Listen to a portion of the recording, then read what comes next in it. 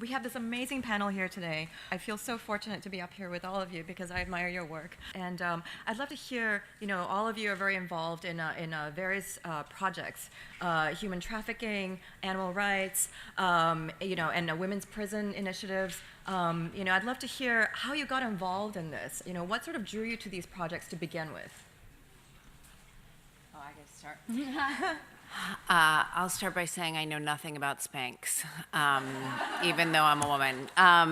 So I got involved with the Women's Prison Association because I was on a TV show about women's prison. I had always felt like the prison system in America is not something that I could touch or talk about because I have no personal experience, and yet it was something that was so hideously wrong to me. When I got on the show, I felt a call to action, and I chose the Women's Prison Association because Piper, who wrote the book, was very involved with them, and I love what they do. They really help give women tools, both when they're in prison and when they're coming out, to decrease recidivism, and then they also really help the families of women in prison, and most specifically the children. And again, that's about decreasing recidivism. So I did a lot of initiatives that I'm not going to talk too long about, but one thing I do want to say is an easy thing that I can talk about is I created a piece of jewelry, and 100% of the proceeds went back to the Women's Prison Association. I created it in collaboration with Kira Jewelry, and it not only created awareness, so when people saw it in magazines or saw it when you wore it, it told a story. But then it also raised a lot of funds for the Women's Prison Association. That's fantastic. Yeah. And Mamie?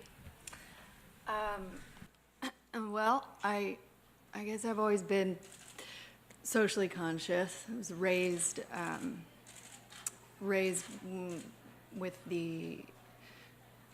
by a very socially aware woman who has done a lot to kind of give back in every way that she can. And so I grew up looking at that as an example, and she would take me to various things, and I, through that, started working professionally and making money and figuring out, okay, well, what do I do with it? Because it doesn't feel right to just keep it all to myself when so many people have so little. And I started working with Equality Now, and through them met Alysia and Diana, and they founded the Nomi Network, which is a wonderful organization that I support now just by being here. And could you tell us a little bit about it and what you've done with them?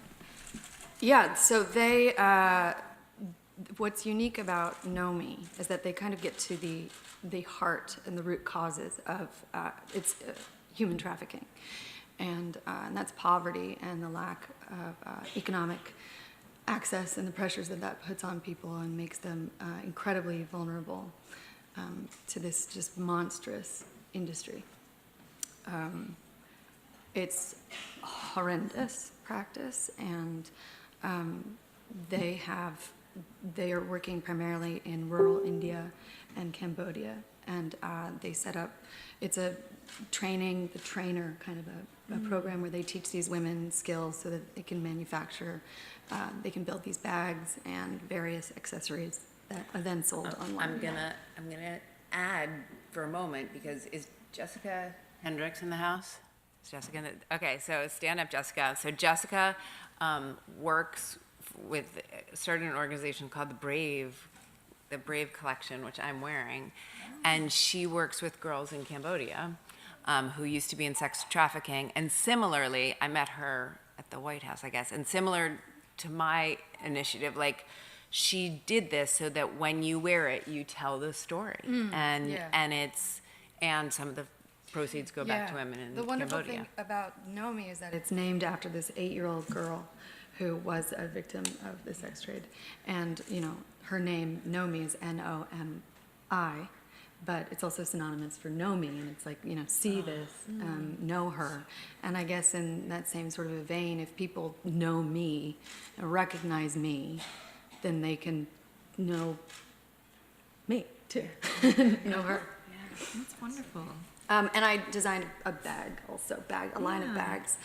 They're called Willow Wares, and I think that there are cards in some bags that you all got that for pre-orders on that, because the holidays are coming. Right. Well, Leona, I was really struck by talking to you yesterday about your passion for animals, and also, just how this started when you were a child. Tell us about how you got into, campaigning for animal rights. First of all, I wanted to say I know everything about Spanx, and I love them. So I have a couple of projects that are really close to my heart, and one is Hopefield Animal Sanctuary, which is a sanctuary that I have in the UK. And we started off as a horse rescue sanctuary, and now we have over 200 animals. But the really important issue to me is that at the sanctuary, it's not just an animal issue, it's a human issue. We have a lot of volunteers that come to the sanctuary, and I grew up in London, and as a city kid, I wasn't really exposed to, being around a lot of animals, and on the weekends, my mum would take me to the countryside just so that I would be around nature and horses and farm animals. So I guess that's where I kind of found my love for them. But a lot of the volunteers that come in, they don't have any contact with animals. So we see such a change in the kids that come and work with us, and even just people that just want a bit of an escape, we get them to work and rehabilitate some of the horses there. And it's not just rehabilitating them, it's rehabilitating the people that come into contact with them. So that's why I love working with animals, because it really affects us as humans as well. And another thing that's really close to my heart is a campaign that I started a little while ago called Empower Month. And basically, as someone who's in music and can speak about different issues, I would get a lot of people writing to me and talking about different obstacles that they've been through in their lives, and how listening to lyrics in my music has kind of helped them, or how they're relating to it in some way. So I started sharing these stories on my websites and social media, and just kind of started a campaign to empower people through sharing those stories. So it's just about highlighting issues that I guess all of us can highlight, because we have that platform to do so, and I think it's important that we all speak on it if we can. Now, this panel is all about giving voice to the voiceless, and all of you lead very busy, fabulous lives. Why is that important to you that you do this? But also, how do we encourage other women, other people out there to do the same, no matter how busy you are? No one's that busy. It's not so hard to just open your eyes and ears and just stay a feeling citizen. I think it enriches our work, certainly, to know these stories and the truth, not to get caught up in the kind of more fanciful, very ephemeral, the fleeting things. Mm-hmm. And I'll just say, for me, when I'm of service, when I'm doing work that is of service, my time expands. It's like it is like physics changes. That's just the truth of my existence, is when I am spending time in service, I suddenly have more time. It just, if you think that something is important and you give your time to it, there is enough time for it. It just, that's the way it happens. Yeah, I agree. I just make time. It's just part of what I do daily, so you just have to It's very, very gratifying.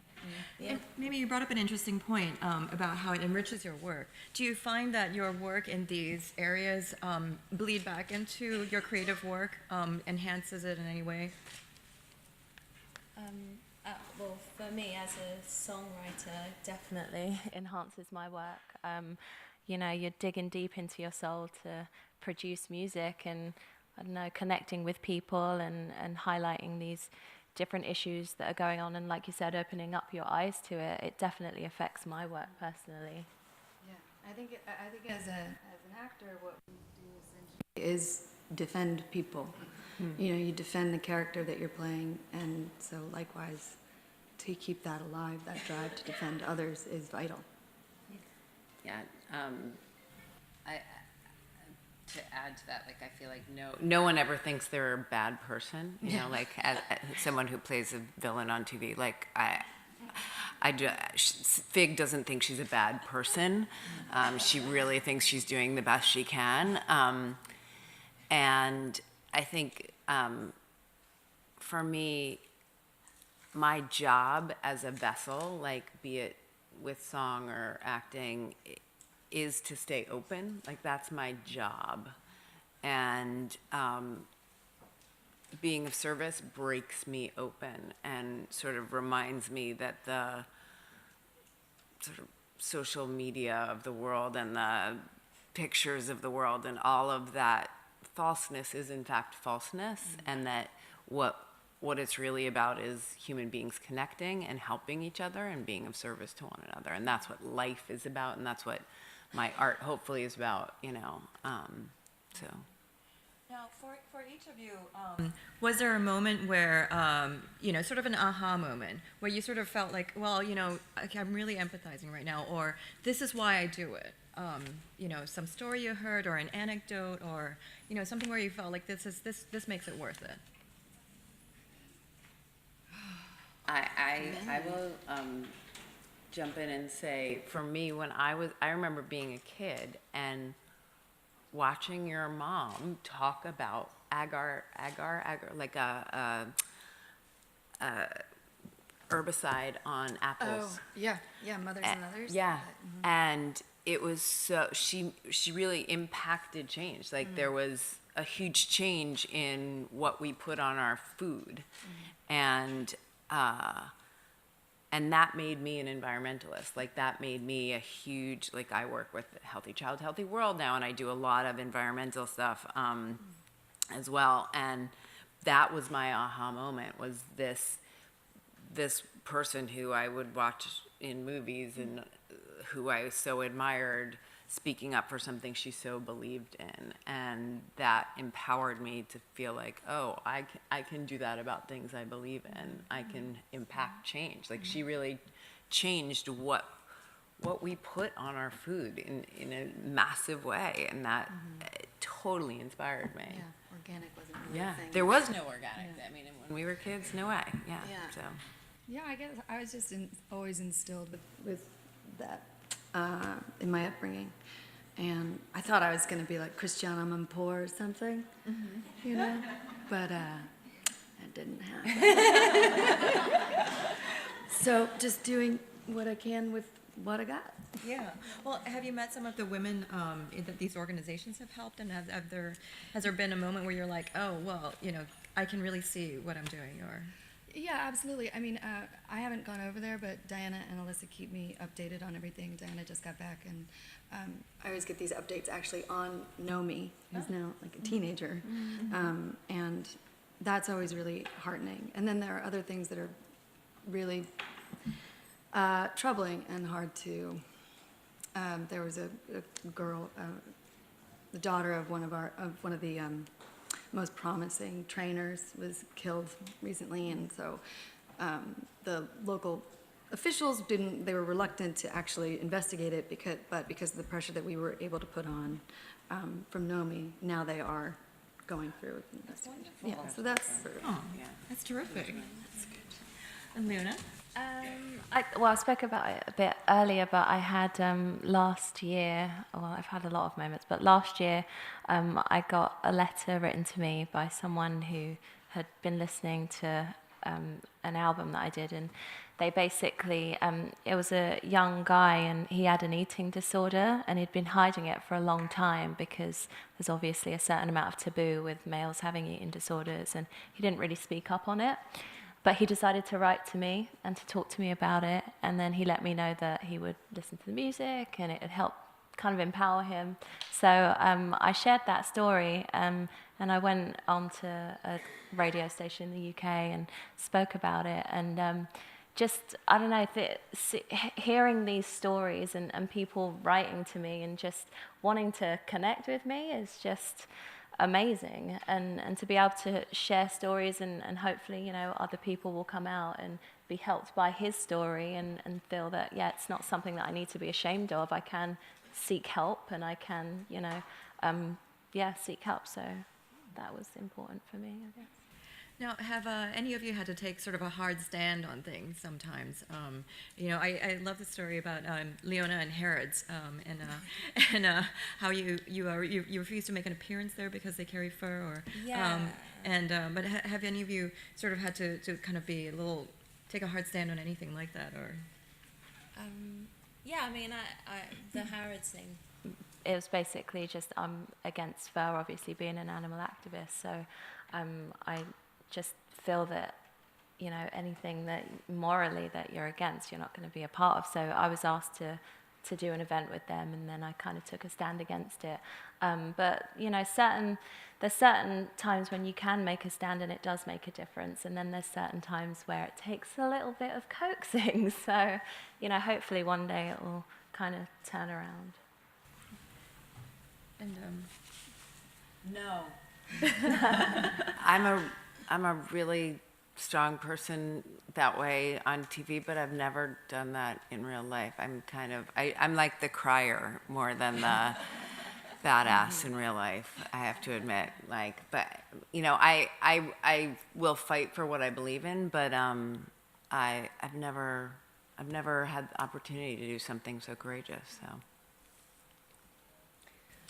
I take hard stances all the time. I just don't know whether anyone's ready to wear, you know. I haven't publicly, I don't think, ever had an opportunity to take anyone down, but I will. I'd love to. now, what are your goals or your hopes for these projects you're involved in? You know, when you look 5 or 10 years down the road, you know, what is your hope for these groups and the people you're trying to help, or the animals? The bags that we have out now, the Will-Wear bags, they were made in Bihar by women who 2.5 years ago didn't know how to write their own name or, you know, use a ruler. So with that kind of progress, I just can only hope that it continues. And that, you know, and that we can adopt a similar model in other areas and maybe even domestically. Yeah. I'm hoping my sanctuary, I'm hoping to grow it and to grow our volunteers and to also, again, like I said, it's a human issue as well. So hopefully if we can kind of open up more sanctuaries, help more people as well, and animals in the local community. So that's where we're focusing really, the local communities, helping rehabilitate the animals and hopefully helping people through that as well. And how big is your sanctuary now? I think you mentioned you have 200 horses. We've got about 70 horses. We've got over 200 animals. We've got about 50 volunteers that come in and out, but 5 staff that are there constantly. But the volunteers are what's amazing. Like for us, you know, that they're giving their time and coming down and like helping these animals out, and it's amazing to see. I think around Women's Prison Association, our goals are to create more and more services for women, both in prison and when they first come out, and for their families. And that's my goal with that on a daily basis, and then seeing how that can spread. I've also been outrageously inspired by Orange and what it's done in reference to women and changing the playing field for women in the industry. So I started a production company that's called Broad Street Pictures, that's for more women behind and in front of the camera and telling more women's stories, because I think the more we see women's stories, the more regular that becomes. I also work with the Gina Davis Institute a lot, which is all about the statistical significance of the fact that we see 77% of the human beings we see in media are male. So by nature, every time you see anything, you're seeing yourself as a minority, if you're a woman. So our first movie, Equity, is we just wrapped and we're working on now. So hopefully you'll see. next year, right? We'll see. We'll see what happens to it. Hopefully in a theater near you soon. But yeah, hopefully in a festival soon. Yeah. Tell us a little bit about that, because it sort of fits in with everything we're talking about today. It's celebrating a character. It's the first ever female-driven Wall Street movie. So yeah, which is kind of cool. And we have an amazing investor group, one of which is a woman named Janice Ellig, who runs a nonprofit that's all about getting more women on boards. And honestly, we have some of the coolest women on the planet as our investors, who are like our women of banking. And we interviewed hundreds of women to create this story, and then we hired an amazing writer named Amy Fox and an amazing director named Mira Menon, and we just shot this summer, and I truly came straight from the edit room, and I was telling Wendy yesterday, like, I wish I could be at more of the day, but I would be a bad female entrepreneur if I missed my day in the edit to, sit listening to you amazing people, because I have to finish this in time. So it's exciting. It's a really exciting time. And is this something you hope might spark some change? And the reason we wrote it and created it was fully to incite change. It's interesting in the edit now because it's not a happy story, and we didn't quite know how unhappy a story it was until we watched it. But it's a true story. It's based on a lot of women's true stories, and that is our deepest hope, is that it does move the needle. well, to sort of wrap things up a little bit, we talked about how I asked you about whether the work that you've done bleeds into your creative work, whether it has in the past. What about going forward? Does it, do your experiences meeting the people that you have through these organizations, through your group, has that changed how you think about what projects to take on, or what your priorities are, or your songwriting, for example? Well, just For me, being here today is so inspiring. I've met a ton of amazing women, so I'm already thinking about 10,000 songs that I can write about that. But yeah, I think it's all about just, like you said, moving the needle, keep progressing, keep breaking barriers, and that's definitely going to bleed into my music. I'm going to the theater now to playing a war vet burn victim, which feels like a great privilege to do, but it's certainly of service, and it feels much bigger than me, and and I'll carry all of this with me. Yeah, I think telling women's stories and being the voice of the unvoiced is one of the greatest privileges you can have as an artist. Mm-hmm. I just feel blessed to be here. Well, thank you very much for your time. Thank you.